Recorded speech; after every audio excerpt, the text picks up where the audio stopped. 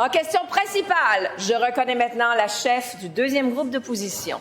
Merci, Madame la Présidente. J'ai ici une chronique d'Isabelle Maréchal, qui cite un père de famille qui dit « J'ai jamais fait autant d'argent, mais j'ai jamais été aussi pauvre ».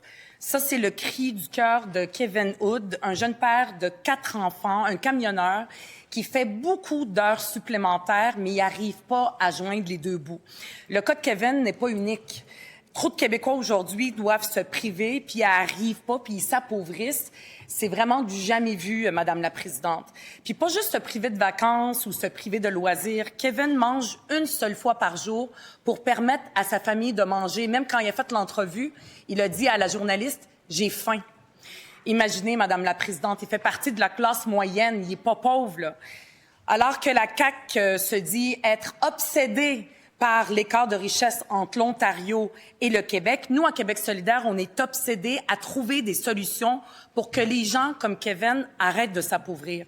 La majorité des Québécois, Madame la Présidente, travaillent très fort, mais l'argent sort beaucoup plus vite qu'elle ne rentre dans leur poche. Pourquoi? Parce que tout coûte extrêmement cher. Ça, Madame la Présidente, le sort de Kevin, puis des gens comme lui, des familles comme lui au Québec, ça, c'est le bilan du gouvernement de la CAQ. Est-ce que la première ministre est fière de ce bilan? La réponse de la première ministre. Merci, Madame la Présidente. Bien entendu, il faut se préoccuper de la situation de la classe moyenne, tout comme des plus vulnérables. De plus en plus, on voit la classe moyenne qui est aux prises avec des difficultés financières. Il faut voir que l'inflation des dernières années a fait son œuvre. Et c'est important, par conséquent, d'adopter des mesures qui vont aider à alléger le poids financier, tant pour les personnes et les familles vulnérables que pour la classe moyenne également. C'est ce qu'on a fait. C'est ce qu'on a fait comme gouvernement depuis 7 ans. On a abaissé notamment on a abaissé les impôts pour la classe moyenne, pour les plus vulnérables également. On a adopté l'envoi d'un 2 000 $ pour les aînés. Également, on a plafonné à 3 % les tarifs pour des services qui relèvent du gouvernement. On a bonifié les allocations familiales et également on a baissé les taxes scolaires. Or, ça, ce sont toutes des mesures qui vont aider les familles qui sont en difficulté sur le plan financier. Mais si on avait écouté les oppositions, on n'aurait pas remis une scène dans la poche des contribuables. Ils se sont opposés systématiquement. Là, ce que je vois, c'est que la priorité de Québec solidaire, c'est à nouveau d'augmenter les impôts. Nous, ce n'est pas notre priorité. Notre priorité, c'est d'alléger le poids financier sur les familles et sur la classe moyenne. C'est d'alléger le fardeau financier. Alors, pour la classe moyenne, c'est important de prendre action de manière concrète et c'est exactement ce qu'on a fait. De leur côté, leur priorité, c'est d'augmenter les impôts et finalement de faire en sorte d'alourdir le poids financier de l'ensemble des familles du Québec. C'est pas notre approche. On y va d'une approche d'efficacité, de modernisation et d'allègement. Première complémentaire. Madame la Présidente, j'entends toujours les mêmes vieilles affaires. J'invite la première ministre à ranger la vieille cassette de l'ancien premier ministre parce que pour le renouveau, on repassera. Kevin, c'est un locataire. Il paye son loyer 2 150 $ par mois à Joliette, Madame la Présidente. J'ai pas entendu une proposition pour les locataires autre que dire qu'on va construire un jour après 8 ans, ils n'ont rien construit. Qu'est-ce qu'elle propose pour une famille comme celle de Kevin? Qu'est-ce qu'elle leur propose par rapport à un loyer plus haut que 2 000 $? La réponse de la première ministre. Oui, Madame la Présidente. Puis-je rappeler qu'on a notamment mis de l'avant la conversion de 5 000 places additionnelles en des garderies subventionnées. Ça va alléger le portefeuille des contribuables parce que c'est une partie importante de leurs dépenses, la garde des enfants. Et on va donc convertir 5 000 places de plus pour des jeunes parents qui vont s'en trouver améliorés. Également, au niveau du remboursement de la taxe de bienvenue, on s'est avancé pour dire qu'il fallait rembourser la taxe de bienvenue pour les premiers acheteurs, en plus de bonifier pour les locataires la construction de logements abordables. C'est le déséquilibre dans le marché entre l'offre et la demande qui fait en sorte qu'on a des prix élevés. Et c'est ça sur quoi on agit, en même temps qu'on agit aussi sur la fiscalité. Deuxième complémentaire. Madame la Présidente, j'invite la Première ministre à parler à ce père de famille parce qu'il n'est pas seul. Il a reçu beaucoup de commentaires de gens qui disent merci de parler pour nous, les gens de la classe moyenne qui travaillons très fort, puis on doit se priver continuellement. Nous, à Québec solidaire, on a fait des propositions pour les locataires. On en a fait plein. La Première ministre, elle dit qu'elle est à l'écoute. Moi, je ne l'entends pas proposer quelque chose pour les locataires. Ils payent 2150 $ par mois. Ils n'y arrivent plus. Qu'est-ce qu'elle lui propose, elle? La réponse de la Première ministre. Oui, Madame la Présidente. Donc, ma première intervention, ça a été d'aider l'accès à la propriété, ça a été d'aider à la construction plus rapide des logements. Alors ça, c'est des logements qui pourraient bénéficier à Kevin, tout comme à l'ensemble des personnes qui sont dans une situation plus difficile sur le plan économique. J'ai demandé au ministre des Finances, par ailleurs, d'identifier des mesures qui vont aider les familles, tant au niveau du coût de l'épicerie que d'autres dépenses courantes, parce qu'on veut alléger la situation pour les personnes qui sont en plus grande difficulté. C'est ma priorité, c'est notre priorité des 7 dernières années. Je vous ai listé juste une partie de ce qu'on a mis en place, puis la liste peut être encore plus longue au niveau de soutien aux familles, soutien aux enfants, puis à l'aide au logement. Merci. En question principale, je reconnais maintenant le député de Jean Lesage. Madame la Présidente, depuis que le Canada a laissé les GAFAM siphonner ses revenus publicitaires, la production audiovisuelle est en crise au Québec. Elle a besoin de sous.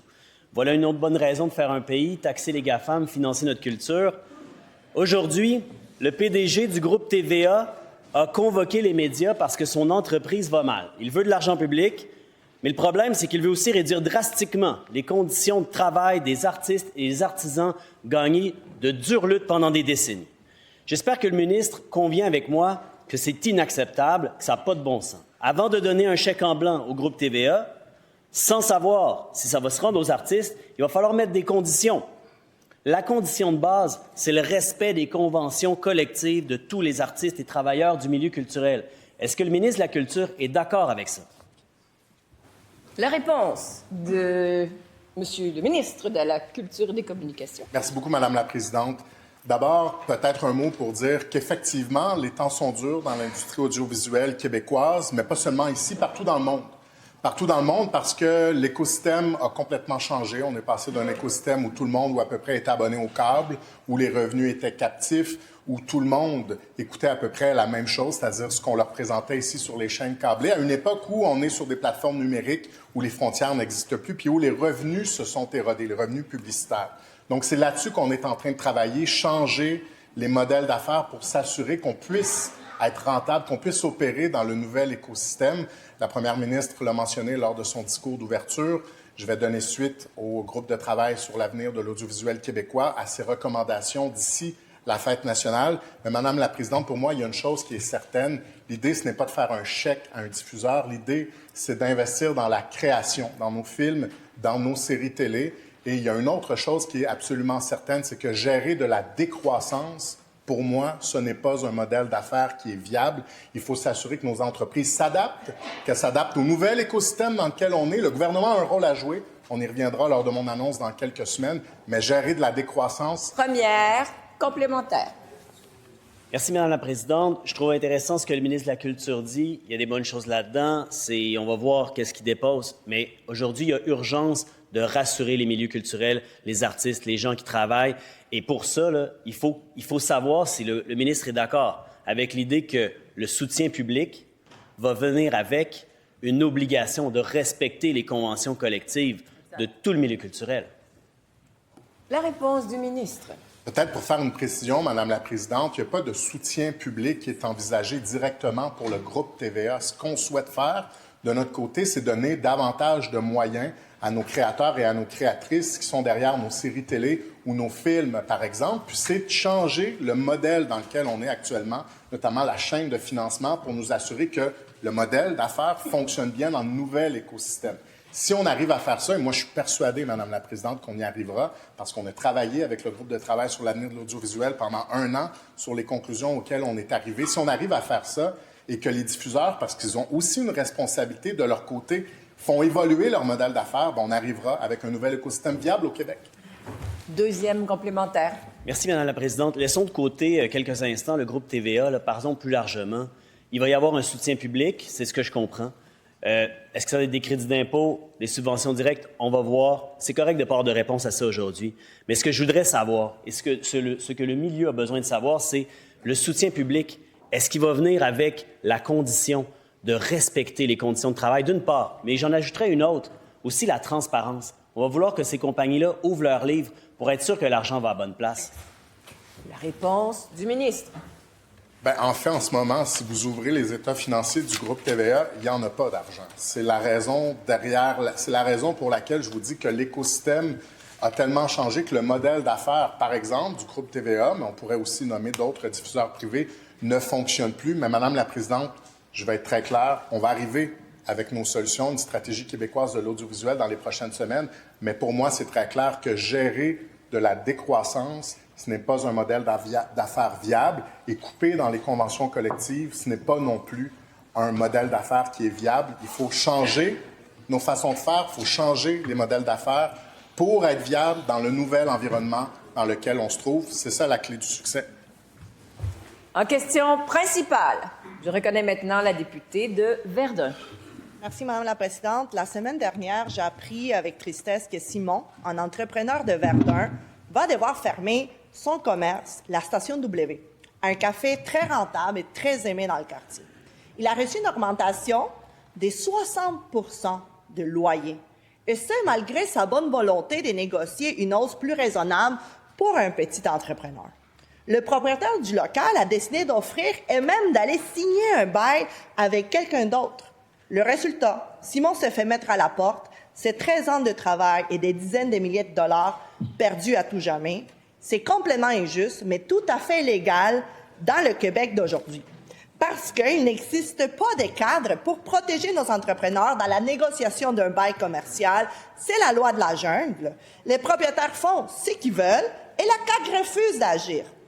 Pourquoi la CAQ n'encadre pas les beaux commerciaux et protège nos petits commerçants? La réponse du ministre des Finances. Oui, Madame la Présidente, mais les conditions sont difficiles pour nos entrepreneurs. C'est un contexte extrêmement difficile. D'abord, il y a la situation des tarifs avec les États-Unis qui tempèrent la confiance dans l'économie pour l'ensemble du Canada. Et puis, c'est une attaque qui provient de nos amis, les Américains, avec qui on a combattu plusieurs guerres. Et puis, donc, on a besoin d'une résolution dans le cadre de la négociation avec la CEUM. Ensuite, il y a évidemment la fermeture du détroit d'Ormuz, l'impact sur les prix d'énergie. Le Québec, un importateur d'énergie. Alors, on a répondu, on a baissé le taux d'imposition des petites entreprises au Québec pour aider exactement des gens comme ma collègue parle. Et puis, cette baisse d'impôt-là, mais ça laisse plus de liquidité dans l'entreprise et ça permet de faire face à des conditions qui sont extrêmement difficiles. Première complémentaire. Je parle des beaux commerciaux. La signature d'un bail pour louer un local. Là, on a des entrepreneurs, et c'est pas seulement dans mon comté, qui reçoivent des hausses de loyer de 60, 100, 150. Il n'y a aucun cadre au Québec qui nous permet de mettre de l'ordre là-dedans. Les propriétaires font n'importe quoi. Ils imposent des augmentations démesurées, rompent des baux sans raison, ils laissent des locaux vacants juste pour qu'ils prennent la valeur. C'est de nos PME qu'il s'agit. Pourquoi on ne reconnaît pas le problème? La réponse du ministre de l'Économie, de l'Innovation et de l'Énergie. Madame la Présidente, il faut quand même souligner, en plus des baisses d'impôts, qu'on a mis en place plusieurs programmes pour venir en aide à nos PME. Là. On a mis en place des programmes pour aider les PME à faire face aux nouveaux tarifs. Ça s'est passé en mars 2025. On a mis en place un programme qui s'appelle Chantier Productivité, qui vise justement à offrir de l'aide pour permettre à nos entreprises, à nos PME en particulier, d'augmenter leur productivité, donc de faire face aux défis économiques très importants qui se posent à eux. On a également mis en place un programme pour aider les PME à exporter, parce qu'on se rend bien compte qu'on ne peut plus dépendre autant du marché américain. Donc, le programme Panorama... C'est terminé. Québec. Deuxième complémentaire.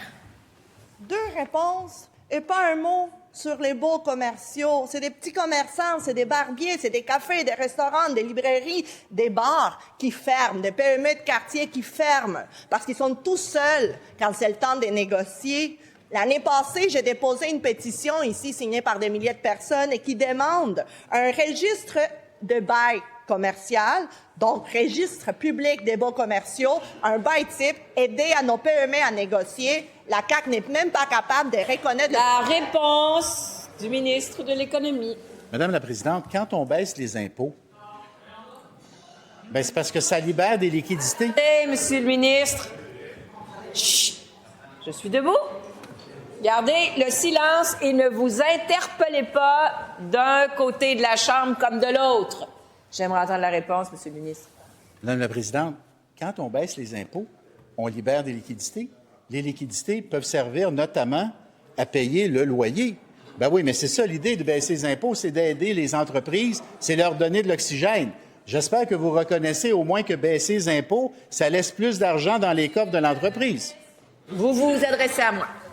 Je ne fais que ça, madame. Non, pas tout à fait.